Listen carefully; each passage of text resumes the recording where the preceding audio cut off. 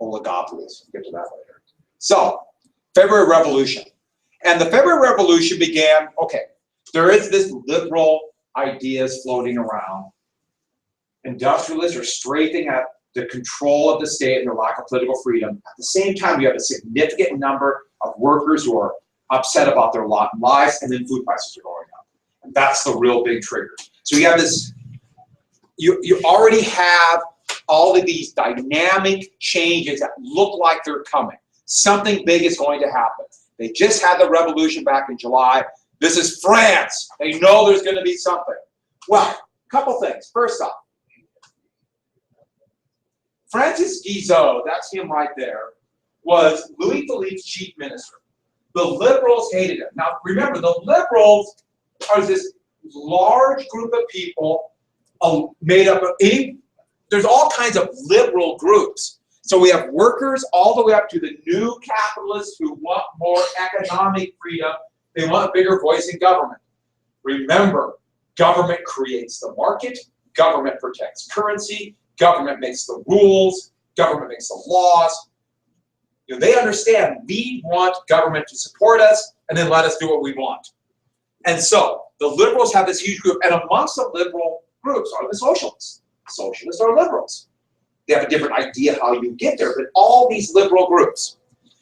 And they hated him because Guizot wanted everything he could to maintain the power of the monarchy and that small group on top. By definition, then, what is he? If he wants to maintain the power of this group that is on top, and we're supposed to be on top, yeah, they're very conservative. But remember what I told you.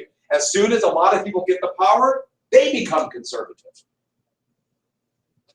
Or at least they become more conservative. It's not like all of a sudden, I agree with Guizot. That's what happened that way. Well, what they would do is they have these banquets. They had it for about 8 years. They'd have a big banquet where all these liberals and socialists would come together, and they would talk about how we're going to change things. We need more rights. We need more freedom. They get together. This is France. They drink a lot of wine. They'd have a big meal. They talk about what they're going to do, and then they go home. What would change? Nothing. It's very clever, though. People go to their event. When they all come together, a lot of people think they're doing something, and you combine that with kind of a big party. But then with the food prices started going up, these banquets became more contentious. It went from, we should make change, all right, let's go home, to we should make change in March and put the barricades up again like 1789 or 1830. And that is when Guizot got scared. And these banquets turned from being a way to control the population to a rallying point. And so, on February 22nd, they closed, no more banquets. Within 1 day, so we got 3 days, 22nd, they got rid of the banquets. By the 24th, barricades in the street. That's how fast the revolution took. People hit the streets. They started blocking the very narrow, winding streets of Paris because it's still basically a medieval city. When Louis Napoleon, soon to be Napoleon III, would become Emperor of France, one of the first things they did, widen the streets out so there won't be revolution. You know, they also got to take out the cobblestones because they started ripping up the cobblestones of the streets and using those as weapons. They took out most of the cobblestones after 1968 because of the student protests then. It's just kind of, you know, the little things you don't think about. Oh, nice wide streets, aren't these great? No, there's a reason for it. Wide streets can't barricade. And it happened, boom, like that. And next thing you know, Louis Philippe, who was put down the revolt, and his officer said, no, you know, we got a problem. The soldiers agree with those on the barricades. And like overnight, I mean, it happened so fast. Obviously, food prices going up, anger was brewing, boom. 2 days after the barricades had gone up all over the town, only 4 days after they ended the banquets, Louis Philippe abdicates to his son. And his son is going to have to immediately give up the throne. I mean, it's going to happen, boom, boom, boom. And the thing was, this is only in Paris. But unlike 1789, or unlike even 1830, there's the telegraph. I don't think I typed that one down. There's telegraph lines. And this brand new, amazing technology that we take for granted, well, not take for granted, you guys don't even. I still grew up with telegrams. There's no more telegrams anymore. The last one, I think, was 2006 was the last telegram. And these because of the telegraph line, news spread not only all over France, that boom, there's revolution, then boom, the king is gone, and boom, we got a new government. But it spread all over Europe. All over Europe. Within 2 weeks of Paris, we have revolutions, the beginnings of revolutions in Berlin, Vienna, Budapest, and Rome. Just all over. All over. So that is part of the reason why 1848 was such a big year. Yes, revolutions, but there have been revolutions before. With the new technology, how quickly it spread. And we can see parallels to that. After World War I, it seemed like that was going to happen all over Eastern and Central Europe for Bolshevik revolutions. We saw the same thing when the Soviet Union collapsed in 1989. And of course, we mentioned this once before with the Arab Spring because of food shortages in 2011. So, the liberals took power. I mean, literally, boom, we got the power. But the liberals already have a divide. The liberals, when it's just the king, working class people who want more economic rights, political rights, higher wages, and bourgeoisie who want, I want government control, and at the same time, I want to be able to do what I want business-wise, they actually have a disagreement. But when the king is in power, they're allied. As soon as the king is gone, the liberals have a divide.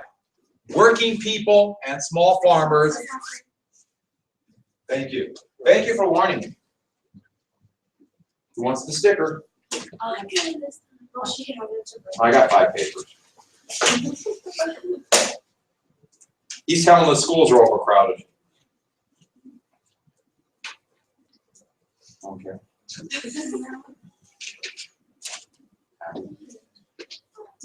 The Unabomber sending letters. York is 150 years old.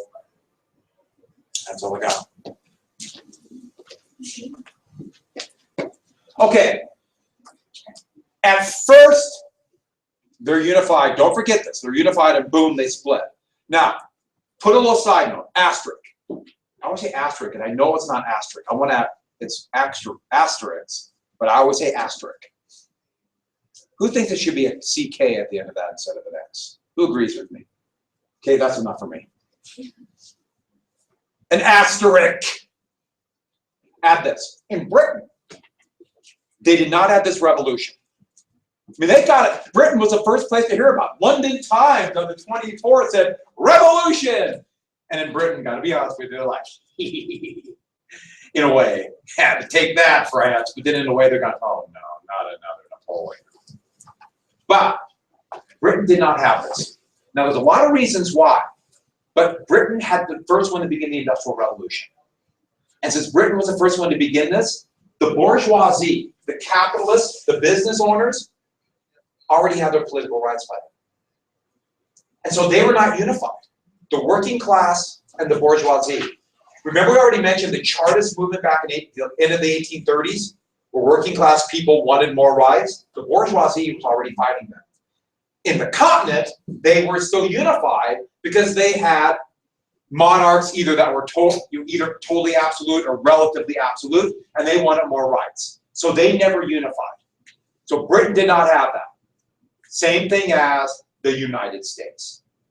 The United States, not only is there this divide, so add that also there, so we have that idea.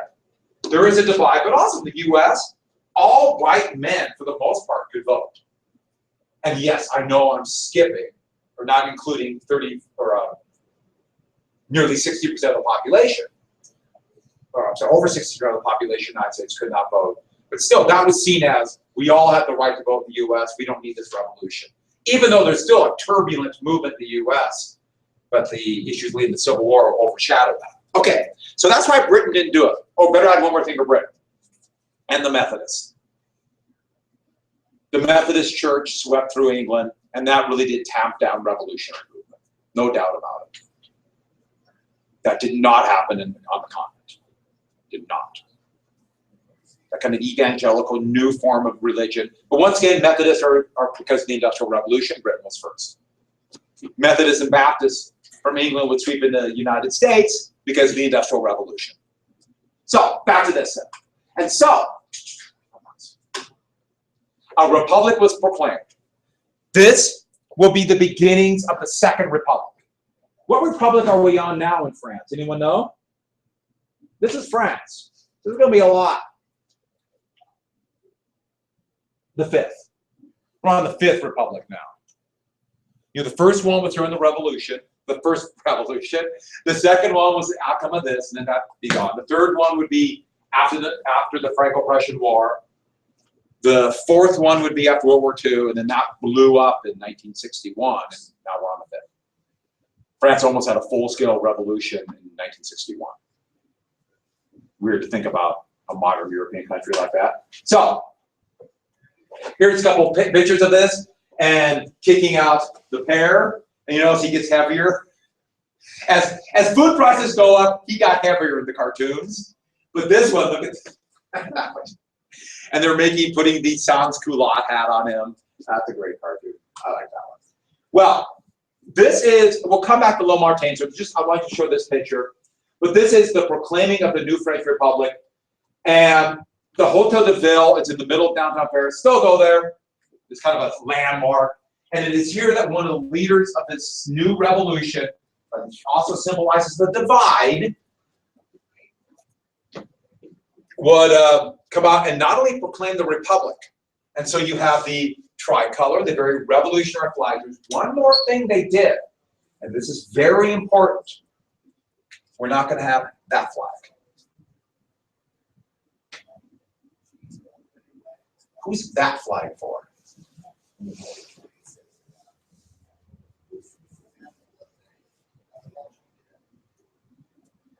The new socialist movement. The flag of the socialists adopted the red flag. And they adopted the red flag from the French Revolution.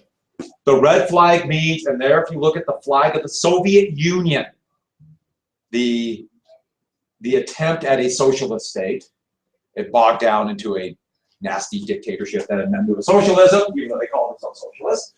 And they had that color. And it's no coincidence we have the color red and the tricolor with that. And that meant simply the color of true patriots' blood. Who decides what a true patriot is? I guess we all do. But no, we're not going to be socialists, and that is the divide. Socialism more and more seemed to be fighting for the working people, and no, we don't want that. We want a liberal republic in France. Now the new capitalist on top. The divide is there. I like that painting too, it's a cool painting. The actual painting itself, I know it's just on that screen, but it's about the size of that wall. It's just a massive painting. So you go there, it's like, it's overwhelming. So, these are the two people that would symbolize the problems in the revolution. Lamartine was a member of the bourgeoisie, a capitalist. He wanted a republic, a liberal republic, a constitutional republic. But still, the rights mostly in the hand of the bourgeoisie. And then we have Louis Blanc, who was a new socialist. And so, Lamartine, the provisional government, would show this conflict between the socialists and the capitalist class. Now you'll notice, there's not really a movement for those people in the working class that aren't socialists. Well, there's basically what the working class were, mild socialist, even if they're not full socialists. And you can tell he's a working class because he's got greyhounds. Those are kind of the dogs of the wealthy. And they show him that, and he's got a book. It's almost like a Renaissance picture. And it doesn't look like his pants are uncomfortably high. So, with that, every time I look at that, ugh. Of course, then again, you ever see pictures of anybody from the 1920s or 1950s, it looks like their pants, male's pants will rise by here. That was kind of the style. I wish he'd come back. Pretty cool. And suspenders. All right, so Louis Blanc and the socialists took power first. Now, his form of mild socialism would be what we call today a social democrat. A social democrat. And they want to make the life better for working class people. So, in the disruptions caused by food shortages and economic disaster, there's a massive number of unemployed. And so, two big things to try to get rid of and solve the unemployment problem. National workshops, which are essentially state-owned businesses. And since they won't be so dependent on profit, they can continue to work if profits are low. So workers would have jobs. And also, a 10-hour workday. At first in Paris, but with the idea that was spread throughout Europe. I'm sorry, throughout Paris. Very much socialist ideas. Now, a 10-hour workday, we're talking 5 days a week at 10 hours, and then normally on Saturday, it would have been 5 hours. No work on Sunday. So a 55-hour work week, essentially. Now, before, it would be sun up to sundown. Unless there's no work, and then you're unemployed and starving. Now, if you go from a 12-hour workday to a 10-hour workday, what does that do to wages? Or for that matter, go from a 10-hour to an 8-hour workday. What does that do to wages? Yes, it raises wages.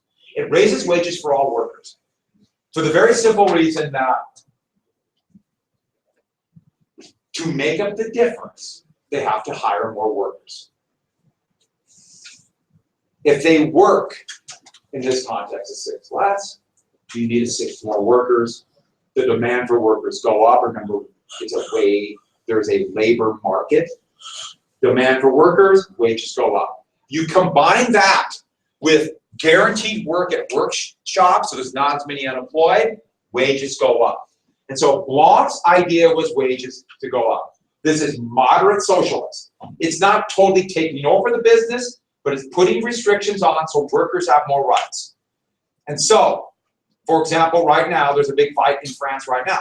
France, the work week is 35 hours a week. That's their work week. And those who have businesses there want to raise the work week because they know you raise the work week, you cut wages. Now, no, if you cut wages, you have to give people a bit of minor stuff. But they don't think that way. All they think is we want to cut wages. And so that's the fight right now. In the United States, it was labor unions would fight and fight and fight and fight. A lot would die. And finally get a 40-hour work week in the United States because that cut wages. Yeah. I mean, raise wages, I'm sorry. Does they increase the amount of working women and also increase the production? Like, if you increase how long they're working, oh, they might be able to produce more? Potentially, yeah.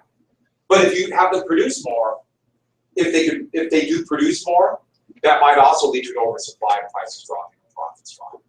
I mean, it's a really, there's a lot of give and take there. Supply and demand, there's no, in the short run, they might get increased production, but in the long run, it might actually cost them. The big thing are wages. H1 wages. And so, that is the fight. He also wanted to abolish the death penalty, abolish slavery, very much liberal ideas, very liberal. And so that is the fight. Blanc would be this. By the way, social democrat, that is another term for a mild socialist. Today, most Western and Northern European countries are what we call social democracies. They have mild socialism to maintain some kind of control over businesses so wages remain relatively high and insecurities for workers are low, keeps revolution away. So France is social democracy, Germany is, the lowlands, Northern Europe. To a lesser degree, Southern Europe, Britain is kind of wavering. The US has some social democratic ideas, but from like the New Deal. So that is a social democracy. And so what happened was, almost immediately, before you write down the June days, the capitalists began to get really upset about this. They assumed we got rid of the king, we created a republic, now leave us alone and make money and protect us. That's what they thought it would be. But instead, you have Louis Blanc taking real control of this new government and demanding higher wages and workshops. Where does the money come from to pay for workshops.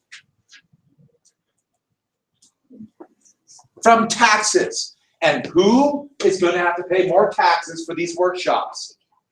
The very same people who have to pay higher wages here.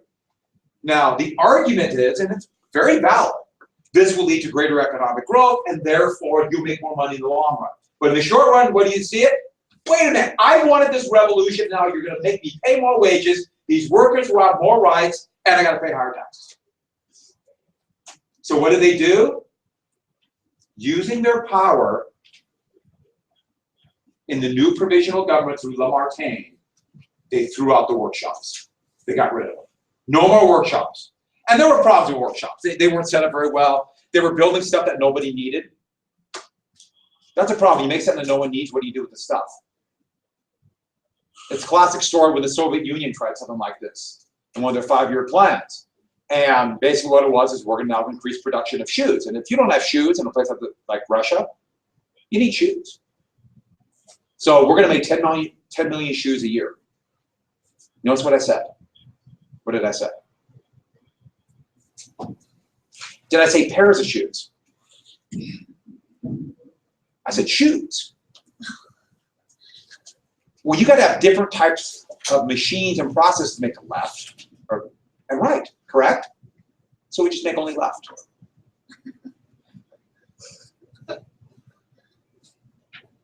So that's one of the problems that the capitalists did say, wait a second, with this kind of control, you're making stuff and wasting our money.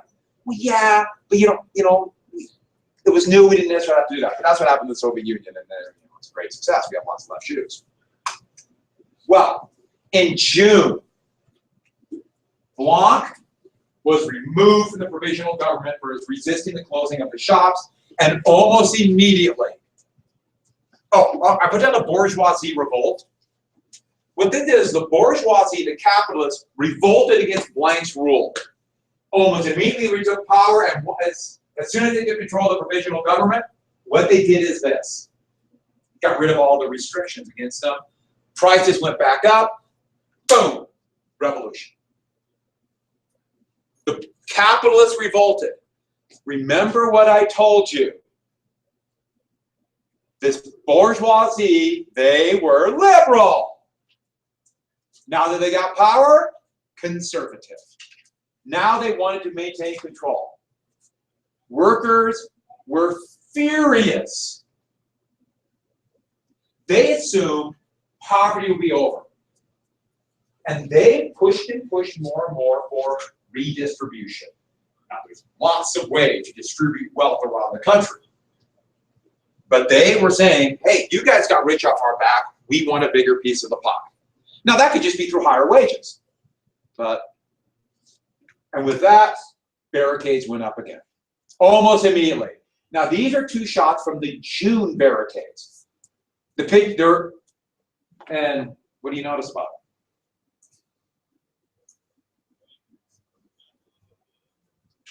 They're photos. Capitalism encourages innovation. Capitalism is an amazing, dynamic thing. Causes problems, also causes great innovation. I mean, it really is. Photography had developed so quickly that in just a few months, film, I always mispronounce this, it's daguerreotypes or daguerreotypes, the new first type of photographs, they were relatively portable now, and they took a picture of them. In just a few months between February and June, we take a picture of the barricades. But you see the narrow roads, they piled up cobblestones and various, that was like a horse body, but hey, you do. Does everyone else see, does it kind of look like a horse? They fill up a lot of space. And immediately revolution again. But this time now, there's disunification. They're not all together. So it's not like when Louis Philippe was taken out. And so what we have is 2 new groups. We have the liberals who want more rights, constitutional government, and the bourgeoisie fighting against those who more and more are socialist inspired. Get rid of the class issues. Oops, I don't know why I put the bourgeoisie. And so Coalition versus class radicals. And once again, to the barricades. This is another great painting, and I love this one for lots of reasons, but I'll explain the soldiers in just a second. But you notice the cobblestone. That's just a great painting. But you also notice something else too. As soon as you got photographs, what happened to paintings? You notice it? This was done in the 1850s. Okay, photographs, I know we had the romantic paintings and some things were not unrealistic, but they still, one of the big things for the Renaissance was try to make it accurate. You don't need to be as accurate anymore because photographs do that. So more and more we're becoming what the artist feels like the situation is, or what he wants it's either what the author feels and wants to put that on canvas, or he wants the person viewing it to feel. This is the beginning of what we call Impressionist art. This is the beginnings of it. And we will have an Impressionist day a little bit later on, and we get to see my favorite all-time painter. Obviously, we all know who that is, correct? Cezanne.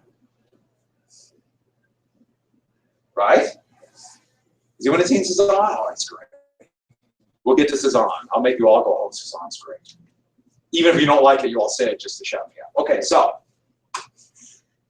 what happened was the military now, who wouldn't support the king back in February, supported that bourgeoisie who wanted to control. And after a couple different generals were sacked, Louis Cavaignac would take command of an army from the countryside. And they would march into Paris and put down the revolution. Thousands died, at least 10,000. I've seen figures as high as 50,000. The point is, this is a bloody, violent destruction of the revolution. Now, did you notice I said from the countryside? That's an important thing. It's because the workers in the city, now there's this class of people who rely upon a wage. They have a totally different economic background than people in the countryside, who are still farmers and peasants. You know, France still has remnants of medieval Europe and modern Europe in the same country. So you take people, farmers from the countryside, they have no real or nothing really in common with people in the city. You use them to crush the people inside the city because they have different points of view. And this would happen time after time after time. That's how the Austrians were able to take control. That could happen in the US. It would do the same thing. It would happen. It happens all the time. Use one group that might not be to ally with the other ones. In February, soldiers felt something in common. Cavaignac soldiers did not feel any common with the Paris. In fact, to this day, there's a real rural hatred of Paris and urban contempt of rural society in Paris. So here's a couple shots, and this one, he's the hero. Here it's really hard to tell what it is. I just know that the French soldiers, because of their mustaches, have goofy grins on their face. Makes it look like it. And out of that bloodshed of putting down the revolt, we have a second French Republic. The provisional government, that was Blanc, removed. And this is the Second Republic is going to be a conservative republic. Yes, there'll be a republic. Yes, there'll be a constitution. Yes, rights will be guaranteed, but a small group in power of the elite. But now the elite includes the bourgeoisie. And so, that is a painting of the republic. This is Lady Liberty. And they'll have an elected president who's going to have a great amount of power. So, yes, they're elected. Yes, there's a constitution, but the president has extreme power. Why do you want the president with power? So they can put down 1848 revolution-like events. One house unicameral legislature. They will be able to suggest laws, but the president still has authority. So this is an attempt at a liberal republic. And this shows, I like this one a lot. But this shows the idea of Lady Liberty de Saint-Scoulin in Paris. They've given her a republic. There's Lamartine. There's General Cavagnat. Any new political figure. Out of the disruption in Paris of June through all that summer, Louis Napoleon would take power. Let's go back here. Louis Napoleon. And we'll come back to Louis Napoleon. Louis Napoleon came in as a figure, a moderating figure. He had related to Napoleon Bonaparte. He had sympathy of the bourgeoisie class. The aristocracy trusted him because they would protect them. He had that revolutionary roots. He had an awesome mustache. Should we all have a great dress like Louis Napoleon Day? You can cut your hair and glue it. And it'd be really comfortable. Yeah, Megan's Day. That's really cool. Think how people would look at you in the hallway. Somebody a couple years ago did try to grow the Louis Napoleon. He got this fairly good. This was hard for him to grow. And then he said that was really uncomfortable. He got mustache wax and twisted it. Now I wanted to be like a pirate. Because you know what the pirates would do? Pirates would do that to their hair, and use oil, animal fat. And then do what? Light them on fire like wicks. So you that smoke can be really scary. Wouldn't that be awesome to run down the hall like that? Ah! We have an assembly today. Because it just kind of smolder. Okay, sure, your head might catch fire. But that's the price you pay. And Napoleon would come in December, the first election for the president. Napoleon would defeat the general, Cavagnat, and he would push this idea that, yes, I'm a fair constitutionalist, law, but I will make sure there'll be no more of these June days, those rabble rousers. We put down, trust me, aristocracy and order. And he presented himself as the man of the people. Now, this is important. He's not saying he's one of you. He's saying is, I understand you. I'm in charge and I'm above you, but I understand you. It was a brilliant campaign, and it's the modern campaign. He was, by definition, a new conservative. So get that down. He's a new conservative.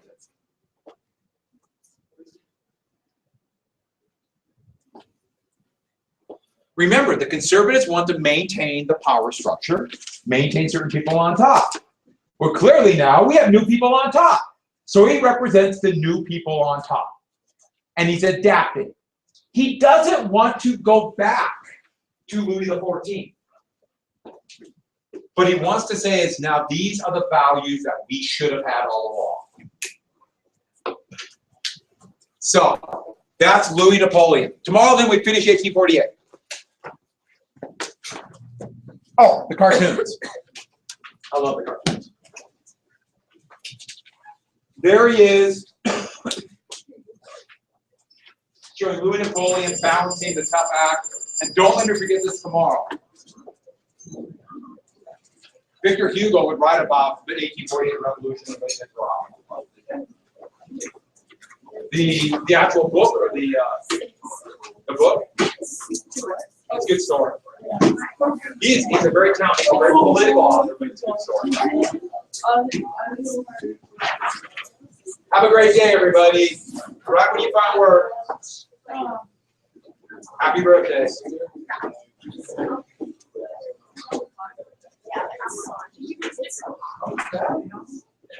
a special day.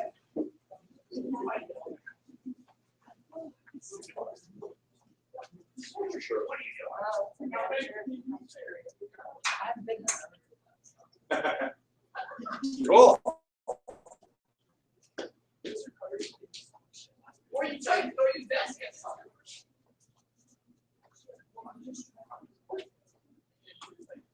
I had a film last period and still filming. I don't think anybody wants to watch Study Hall. Maybe, I don't know. Study Hall's pretty exciting. It's like, you know, barely